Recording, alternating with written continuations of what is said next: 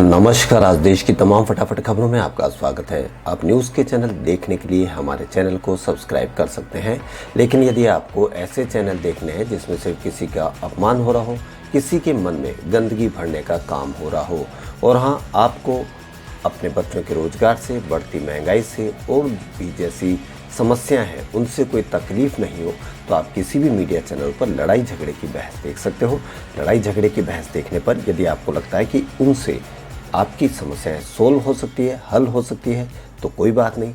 और यदि लगता है कि ऐसे चैनलों को देखने पर हमारे देश का, हमारे समाज का माहौल ख़राब होता है, तो आप ऐसे चैनलों को बढ़ावा दें जिनमें आपके देश की खबरें हो, आपके परिवार की खबरें हो और जो समस्याएं ख़त्म करें उनकी खबरें हो। तो बढ़ते हैं खबरों की ओर। उत्तर प्रदेश के कानपुर में एक 45 वर्षीय मुस्लिम रिक्शे वाले को पीट कर जय श्री राम बुलवाने के आरोपी में अरेस्ट किए गए 3 आरोपियों को थाने से ही जमानत मिल गई। बजरंग दल के लोगों ने आरोपियों को छुड़वाने के लिए रात तक डीसीपी दफ्तर के बाहर जबरदस्त प्रदर्शन किया। जिस रिक्शे वाले को पीटा था उसके परिवार इस कांड से दहशत में है। बेगुनाह को सरेआम पीटने वालों को छुड़वाने के लिए प्रदर्शन किया गया। एक बजरंग दल कार्यकर्ता ने कहा कि बजरंग दल कानपुर के हिंदू समाज को आश्वस्त करता है कि जिसके भी द्वारा हमारे धर्म पर आघात किया जाएगा तो विश्व हिंदू परिषद बजरंग दल शांत नहीं बैठने वाला। जिन्हें छुड़ाने के लिए प्रदर्शन किया जा रहा था वह इस कांड के आरोपी हैं।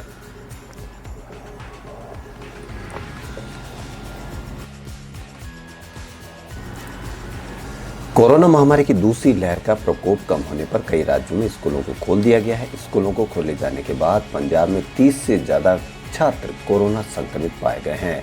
राज्य ने 2 अगस्त को महामारी के प्रकोप के बाद पहली बार ऑफलाइन कक्षाएं शुरू की है।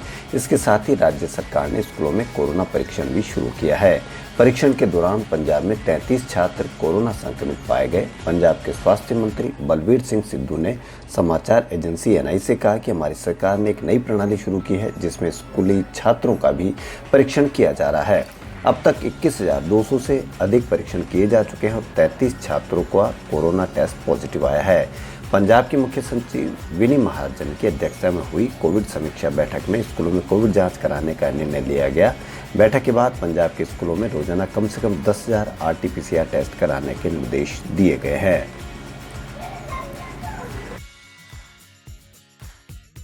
दिल्ली के मुख्यमंत्री अरविंद केजरीवाल राष्ट्रीय राजधानी के पहले स्मॉग टावर का उद्घाटन कनॉट पैलेस में 23 अगस्त को कर सकते हैं।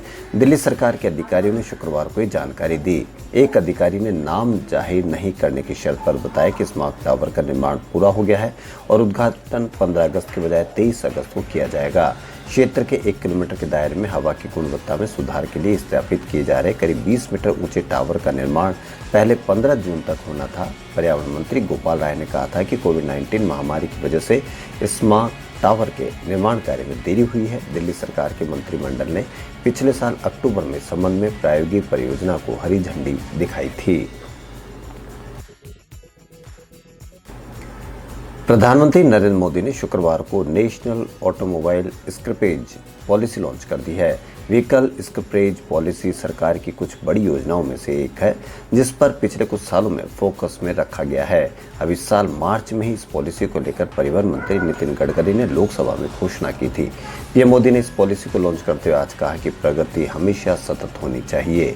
इस नई पॉलिसी इकोनॉमी को बूस्ट मिलेगा। पीएम ने कहा कि व्हीकल स्क्रैपिंग पॉलिसी की शुरुआत करते हुए कहा कि व्हीकल स्क्रैपिंग पर्यावरण के अनुकूल तरीके से अनुपयुक्त और प्रदूषणकारी वाहनों को चरणबद्ध तरीके से हटाने में मदद करेगी। बर्बादी से समृद्धि कार्यक्रम में महत्वपूर्ण भूमिका निभाएगी। उन्होंने कहा कि ये नीति आवागमन में आधुनिकता, यात्रा और परिवहन के दबाव को कम करेगी और आर्थिक विकास के लिए सहायक साबित होगी। पीएम ने कहा कि हमारा लक्ष्य है हम पर्यावरण के प्रति अपनी जिम्मेदारी निभाते हुए सभी स्टेक होल्डर्स को वैल्यू दें और वाइबल सर्कुलर इकोनॉमी तैयार करें। कांग्रेस नेता राहुल गांधी ने ट्विटर अकाउंट ब्लॉक किए जाने पर ट्विटर की घोर आलोचना की और कहा कि भारत के लोकतांत्रिक ढांचे पर हमला है। राहुल गांधी ने ट्विटर का खतरनाक खेल शीर्षक से यूट्यूब पर जारी एक वीडियो संदेश में ट्विटर पर तंज कसते हुए आरोप लगाया कि सोशल मीडिया प्लेटफॉर्म हमारी राजनीतिक प्रक्रिया में हस्तक्षेप कर रहा है। राहुल ने कहा कि मेरे ट्विटर अकाउंट को बंद करके वे हमारी राजनीतिक प्रक्रिया में हस्तक्षेप कर रहे हैं। एक कंपनी हमारी राजनीति को परिभाषित करने के लिए अपना व्यवसाय कर रही है और एक राजनेता के रूप में मुझे पसंद नहीं है। उन्होंने कहा कि देश के लोकतांत्रिक ढांचे पर हमला है। राहुल ने कहा कि भारतीयों के रूप में हमें सवाल पूछना है कि क्या हम कंपनियों को अनुमति देने जा रहे हैं कि वह सिर्फ भारत सरकार के लिए हमारी राजनीति को हमारे लिए परिभाषित करे। क्या आगे आने वाले समय में यही होने वाला है या हम खुद अपनी राजनीति को परिभाषित करेंगे।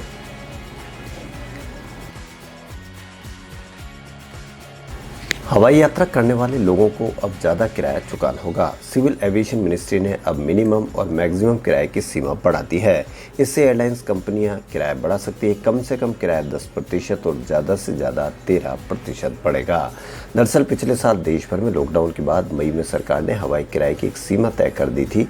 ऐसा इसलिए किया गया था क्योंकि तब कम संख्या में फ्लाइट चल रही थी। इससे कंपनियां टिकट के लिए ज़्यादा पैसा वसूल रही थी। अब जब लॉकडाउन में ढील दे दी गई है और हवाई यात्रियों की संख्या भी बढ़ रही है तो ऐसे में सरकार ने सीमा को बढ़ा दिया है। सरकार ने मिनिमम किराए में 9.83% की बढ़ोतरी करने का फैसला किया है। मैक्सिमम किराया 12.82% बढ़ाया गया है।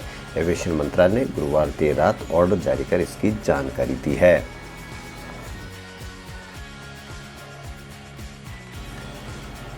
बीजेपी नेता कैलाश विजयवर्गीय, उनके बेटे आकाश और बीजेपी विधायक रमेश मेंदोला की वजह से शुक्रवार को उज्जैन स्थित महाकाल मंदिर में हंगामा हो गया।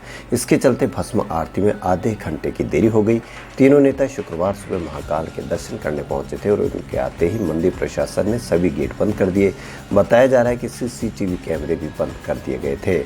सुबह 4 बजे भस्म आरती करने जब मुख्य पुजारी अजय और दूसरे पुजारी गेट नंबर 4 पर पहुंचे तो उन्हें वहीं रोक दिया गया।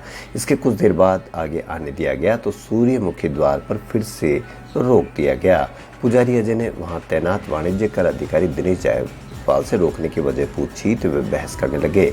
इसी बीच पुजारियों ने सभा मंडप में कैलाश विजयवर्गीय के साथ आकाश और रमेश मेंदोला को देखा तो वे भड़क गए और हंगामा शुरू कर दिया। उन्होंने कहा कि मुख्यमंत्री से शिकायत करेंगे। इस मामले में पूर्व मंत्री सज्जन सिंह वर्मा ने कहा कि नियम तोड़कर मंदिर में प्रवेश करने वाले रावण के अवतारी लोग हैं। इन दिनों सिनेमा हॉल में बड़ी फिल्में रिलीज नहीं हो पा रही है। अब ओटीटी के जरिए मेकर्स ने अपनी फिल्मों को दर्शक तक पहुंचाने का उपाय खोजा तो उसमें भी बड़ी परेशानियां सामने आ रही है। कुछ समय पहले खबर आई कि साउथ स्टार नयनतारा की नेत्रिकन ऑनलाइन लीक हो गई। वहीं अब बॉलीवुड की big budget multi starrer film Bhuj the pride of India के ऑनलाइन लीक होने की जानकारी सामने आई है।